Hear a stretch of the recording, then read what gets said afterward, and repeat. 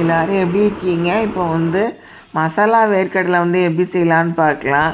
அதுக்கு வந்து மசாலா வேர்க்கடலை செய்கிறதுக்கு வந்து வேர்க்கடலை வந்து 1/2 கிலோ வந்து எடுத்துக்கோங்க. வேர்க்கடலை வந்து கடையில் விற்கிற சூப்பர் மார்க்கெட்டில் விற்கிற வேர்க்கடலை அது வந்து மெஷரிங் கப்பில் வந்து அது வந்து 3 கப்பு. அது வந்து அப்புறம் 1 கப்பு வந்து கடலை மாவு எடுத்துக்கோங்க.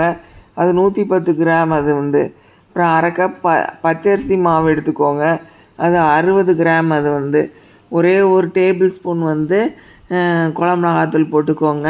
1/2 ஸ்பூன் வந்து உப்பு போட்டுக்கோங்க. உங்கள் காரத்துக்கு ஏற்ப போட்டுக்கோங்க. அப்புறம் கலர் பொடி வந்து கொஞ்சமாக ஒரு பிஞ்ச் எடுத்து போட்டு தண்ணி கொஞ்சம் கொஞ்சமாக தொளிச்சி தான் வந்து பதம். இந்த பதம் வர்ற அளவுக்கு நல்லா பிணைஞ்சி எடுத்துக்கோங்க.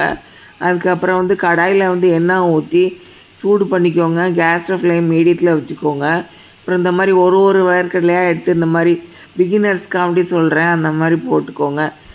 நல்லா தெரிஞ்சவங்கன்னா பழக்கம் இருக்கவங்கன்னா கொஞ்சமாக கையில் எடுத்துகிட்டு அப்படி லேசாக கொஞ்சம் கொஞ்சமாக மெதுவாக போட்டு விடுங்க. அந்த மாதிரி போட்டு விடுங்க. அதுக்கப்புறம் கேஸ் ஃப்ளேம் மீடியத்தில் வச்சுருங்க. ஒரு 5 நிமிஷம் காண்ட்டு எதுவும் பண்ணாதீங்க, அப்படியே விட்ருங்க. அதுக்கப்புறம் கொஞ்சம் நேரம் 2-3 நிமிஷம் கழித்து 5 நிமிஷம் கழித்து நல்லா அந்த கரண்டியை வச்சு கிண்டி விட்டுட்டு அதுக்கப்புறம் வறுத்ததுக்கப்புறம் எடுத்துருங்க. இது விருந்தார் ஆச்சி சமையல் தமிழ். சப்ஸ்கிரைப் பண்ணுங்க. நன்றி.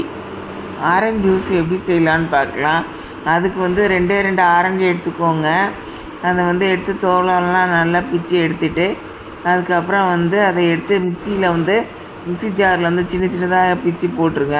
சின்ன சின்ன சொலையாக பிச்சு போட்டுட்டு மெஷரிங் கப்பில் வந்து 1/2 கப்பு வந்து வெள்ளை சீனி எடுத்து போட்டுக்கோங்க.